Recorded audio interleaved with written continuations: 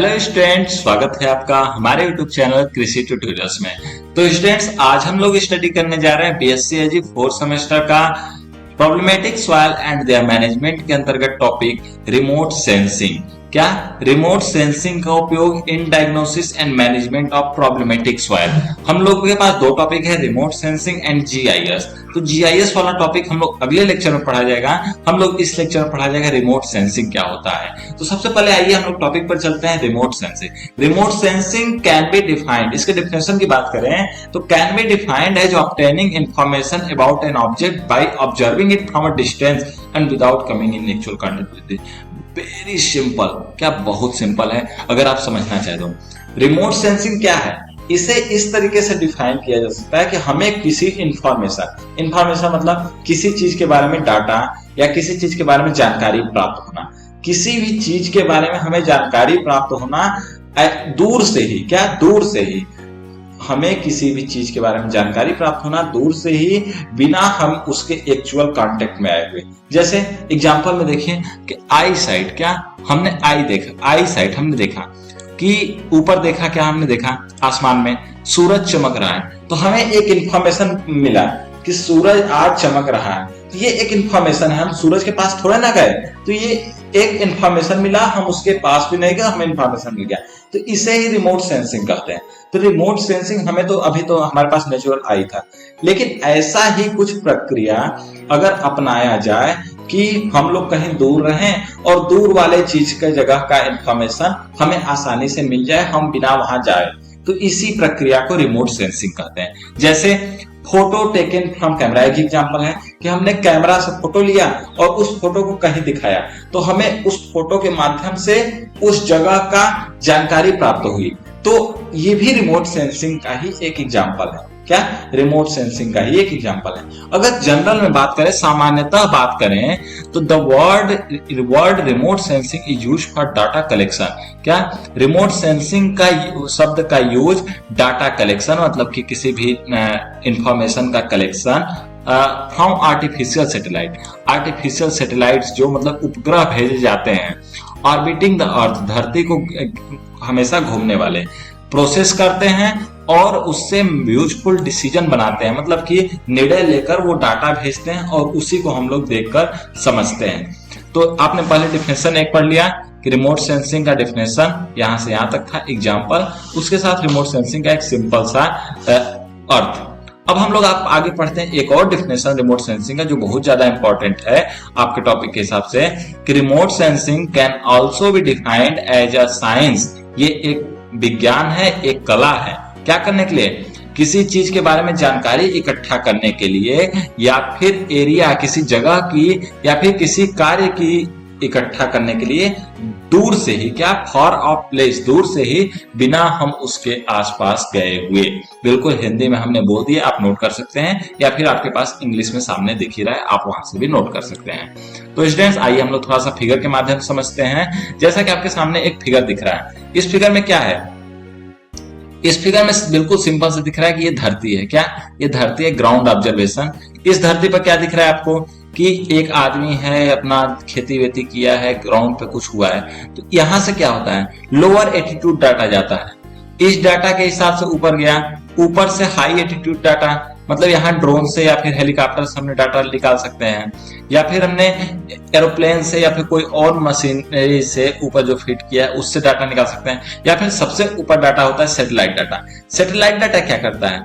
ये डाटा उठाता है डायरेक्ट, यहाँ से डायरेक्ट, इतना जूमिंग कैमरा होता है इसका कि यहाँ से इसका पिक लेता है, इसका वीडियो बनाता है, उसके बाद यहाँ से ये प्रोसेस करता है, प्रोसेस करने के बाद ये डाटा वेब के माध्यम से सर्विस स्टेशन पर भेज देता है। कहाँ पे? सर्विस स्टेशन पर भेज देता है, और वहां से ये ऐप के माध्यम से और कई माध्यम से ये डाटा सभी को मिल जाता है। जैसे बात करें हम लोग कि वेदर का, यहाँ पे मौसम, तो यहाँ हो रहा है मौसमी जो कंडीशन है, यहाँ हो रही बादल का, लेकिन बादल का कंडीशन का ये डाटा सैटेलाइट के माध्यम से ये लेता है और सैटेलाइट से क्या करता है, सर्विस स्टेशन पे भेजता है। तो उस सर्विस स्टेशन से उठा करके सभी लोगों को ऐप, मोबाइल, टीवी की जानकारी के माध्यम से यह डाटा प्रोवाइड कराया जाता है, जिससे सभी लोग मौसम के बारे में जानकारियां इकट्ठा कर लेते हैं। तो यही होता है रिमोट सेंसिंग। आगे हम लोग बात करते हैं mapping salt affected soil in India. हम लोग के लिए सबसे ज्यादा इंपॉर्टेंट क्या है? तो सबसे बड़ी बात रिमोट सेंसिंग के बारे में आप और गूगल से स्टडी कर सकते हैं अगर डीप में चाहिए। हमारा लेक्चर लंबा हो जाएगा, इसलिए हम इसे थोड़ा सा लेक्चर को छोटा करना चाहते हैं। तो सबसे बड़ी बात, भारत में साल्ट अफेक्टेड सॉइल की मैपिंग करना। मैपिंग मतलब नापना। तो रिमोटली सेंस डाटा है, मतलब जो रिमोट सेंसिंग है, इसी प्रक्रिया से हम लोग सैटेलाइट का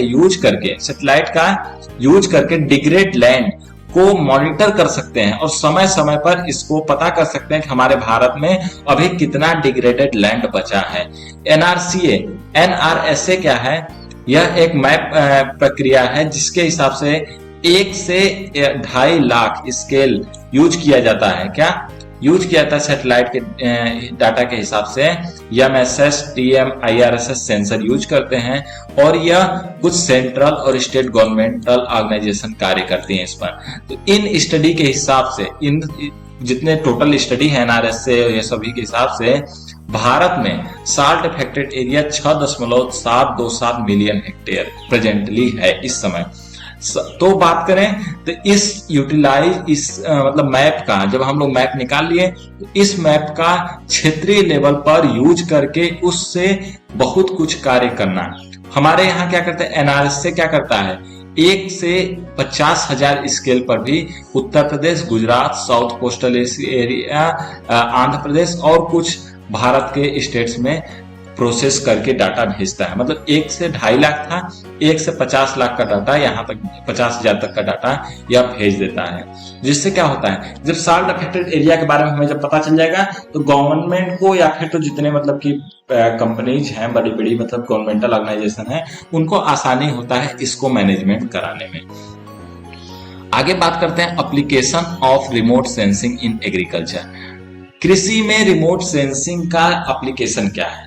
क्या इसका यूज क्या है? एप्लीकेशन मतलब इसका क्या यूज कर सकते हैं हम लोग कृषि में।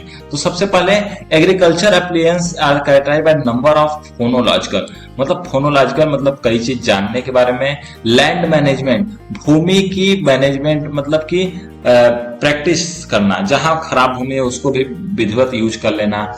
इकोनॉमिक फीचर्स, आर्थिक दृष्टि से। उसके साथ साथ रिमोट सेंसिंग का कई उपयोग हो गया हमारे एग्रीकल्चरल ट्रैक्ट में मॉनिटरिंग करने के लिए। जैसे एग्रीकल्चर को बिल्कुल ध्यान से देखने के लिए, समझने के लिए। जैसे जो बड़े बड़े रिसर्चर्स हैं, बड़े बड़े वैज्ञानिक हैं, वो हर जगह जाके हर एरिया का रिसर्च तो कर नहीं पाएंगे। तो अगर उन्हें डाटा एकाएक मिल जाए कहीं से, रिमोट सेंसिंग के माध्यम से मान लिया उन्हें डेटा मिल गया, तो उन्हें अपने रिसर्च में बहुत आसानी होती है। जैसे जितने सॉइल साइंस के वैज्ञानिक हैं, वो आसानी से इन सभी डाटा को यूज करके क्या करते हैं, उन सभी का उपयोग करके बहुत कार्य अपना जो प्रोसेसिंग है फास्ट कर देते हैं। आगे हम लोग बात करें brief account of remote sensing application in agriculture, कि रिमोट सेंसिंग का क्या यूज है, अब कृषि में क्या क्या यूज हो रहा है। तो साइंटिफिक एप्लीकेशन, जैसा भी हमने बताया कि साइंटिफिक एप्लीकेशन हो रहा है, जितने वैज्ञानिक रिसर्च कर रहे हैं वो इन सभी डाटा का यूज करके कृषि को आगे बढ़ा रहे हैं, कृषि में बहुत ज्यादा सुधार ला रहे हैं। तो पहला प्रैक्टिस ये हो गया। दूसरा मैनेजमेंटल एप्लीकेशन, मतलब इसमें जो मैनेजमेंट किया जा रहा है, जो प्रोसेस की जा रही है, जिससे कि कृषि में सुधार हो रहा है। मतलब भूमि में कुछ प्रकार की कमियां आ रही है, साल्ट है, तो उसके बारे में प्रैक्टिस बताई जा रही है। गहरी जुताई करिए, खाद मिलाइए, गोबर की खाद मिलाइए, उसका ग्रीन मैन्यूरिंग करिए। इस हिसाब से आप साल्टी एरिया को भी, जो खराब लवड़ी भूमि पड़ी हुई है बिल्कुल बंजर की तरह, उसका भी उपयोग करके आप खेती करके ज्यादा से ज्यादा उत्पादन करके ज्यादा से ज्यादा आर्थिक धन कमा सकते हैं और देश में समृद्धि के साथ साथ विकास ला सकते हैं। तो ये प्रक्रियाएं थी हमने रिमोट सेंसिंग के बारे में और रिमोट सेंसिंग का उपयोग। स्टूडेंट्स, वैसे रिमोट सेंसिंग एक बहुत ब्रॉड टॉपिक है, अगर आपको स्टडी करना है तो आप और जगह से स्टडी कर सकते हैं या फिर आप कमेंट में हमसे रिक्वेस्ट कर सकते हैं इसके बारे में डीप लेक्चर्स के लिए। लेकिन हम अगर बात करें बीएससी एजी 4th सेमेस्टर या बीएससी एजी के लेवल तक का, तो ये इतना जितना हमने स्टडी करा है ये बहुत डीप हो गया इतने के लिए। तो स्टूडेंट्स, आज के लिए इस टॉपिक में बस इतना ही। हम लोग मिलेंगे नेक्स्ट टॉपिक में नेक्स्ट लेक्चर के साथ। तब तक के लिए